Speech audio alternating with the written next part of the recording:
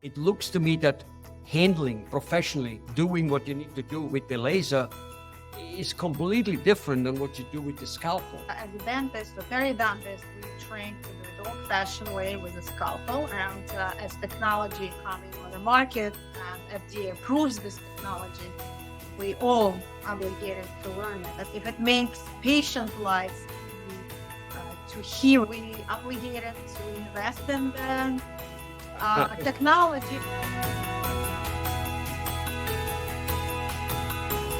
The main thing you do is, number one, treating cavities with no anesthesia, because laser unbelievable. anesthetizes the tooth itself. No needle, unbelievable. No needle. Number two, gum treatments, periodontal treatments. that's out of this world. No knife, no surgery. And of course, because of it, also no needle, I assume.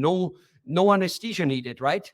Very little, because there is a little bit needed. Yes, if we go deep, patient may feel it a little. Many of them do, but okay, I got it. But still, all types of gum treatments, like also frenectomies, release of the tongue, release for babies, for kids, adults, for speech pathology problems, because people have a lisp if they're tongue tie, basically treating tongue tie, gum treatments, snoring and sleep apnea, which is big.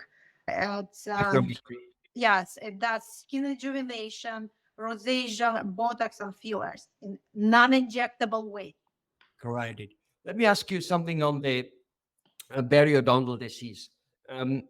Even though every dentist is allowed to do every procedure because as a dentist, nevertheless, we know that there are a tremendous amount of specialists out there. There is the periodontist for the gum disease. There's the prosthodontist for the implant, and the oral surgeon, and.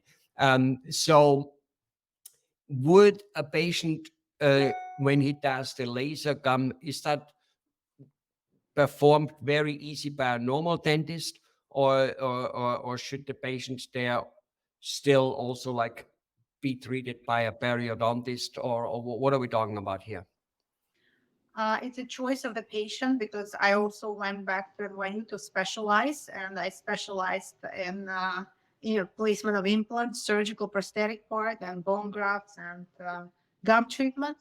However, as a general dentist, we allowed to take courses and continuing education courses and learn new technology, new techniques, because everything changes and evolves very fast pace. So we utilizing the same laser as periodontists will utilize and do the same procedure, which is called LINUP. But again, it's a choice of the patient, because dentistry is not comfortable profession. A lot of patients, if they feel they're comfortable with you as a general dentist and you offering those procedures in-house, they're comfortable with the setting, they're comfortable with you as a dentist, and they prefer you to do it. But again, it's your professional call as a practitioner if you can fulfill the patient expectations, plus if you deliver the right procedure, and the outcome will be as expected. Well, the reason I just asked this question, because it does look to me that this new procedure with the laser, and we're now only talking at this moment about the periodontal, the residing gums, and to make the flesh grow and kill the infection in it and stuff like that, which is probably one of the biggest things. It looks to me that handling professionally, doing what you need to do with the laser is completely different than what you do with the scalpel. I mean, I'm not sure, I'm not a dentist, but it just looks to me, which means if it wouldn't matter whether you're the best trained periodontist, if you're not trained on this machine, it doesn't look like you can do it. And maybe vice versa also. 100%, because as a dentist or periodontist, we train to do it old-fashioned way with a scalpel. And as technology coming on the market and FDA approves this technology, we all obligated to learn it. And again, if it makes our life easy as a dentist and patient lives easy to heal and tolerate those procedures, As a professional, we obligated to invest in the Uh, technology and learn all the cons and pros and how this technology can benefit patient and healing. And well, uh, absolutely.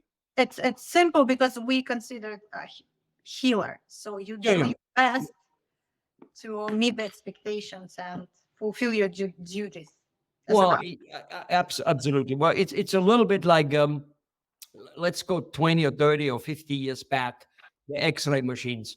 Maybe they made the same good pictures back then than today, but the gamma ray was like a million times higher than today. So a dentist today, for all purpose, I'm just using a strong word now to kind of get my point across, probably would go and should go to jail for still using an old X-ray machine versus a newer one, simply because he says, Exposure level is I different. don't want to invest the money since the old X-ray machine does the trick. Yes, it does the trick. It did the trick. It still does the trick, but we have better way to not hurting the patient.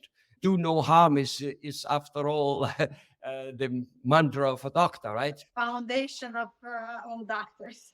And really in our heart of everybody, right? Absolutely, yeah. Absolutely. Well, good. Well, Dr. Sawyer, this was very, very interesting, very incredible informative.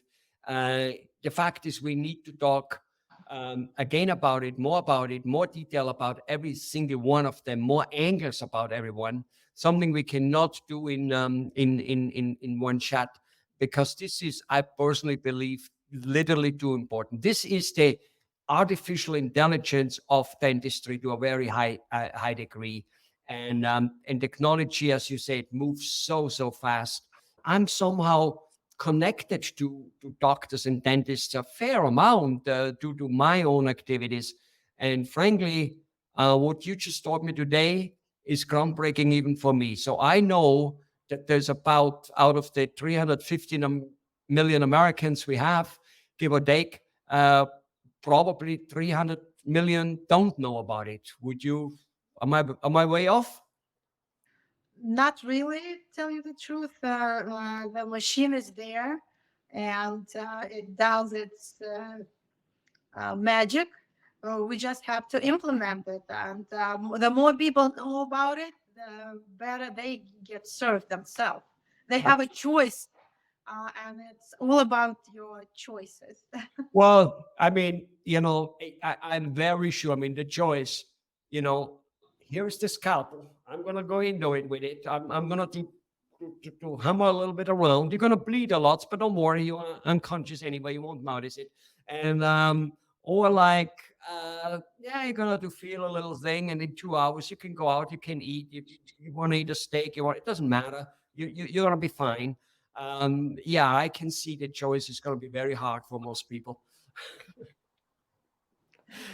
That's why we help our clients and patients to get the right choices and get Great. the right treatment. Great. Dr. Sawyer, I know, I mean, considering everything you do, including um, your emergency day where you help people who have a little bit less resources at the time, and help them out so that they can fix their teeth a little bit, and etc. Plus investing in brand new equipment in order to give the best. Absolutely wonderful. Thank you very much, Dr. Sawyer.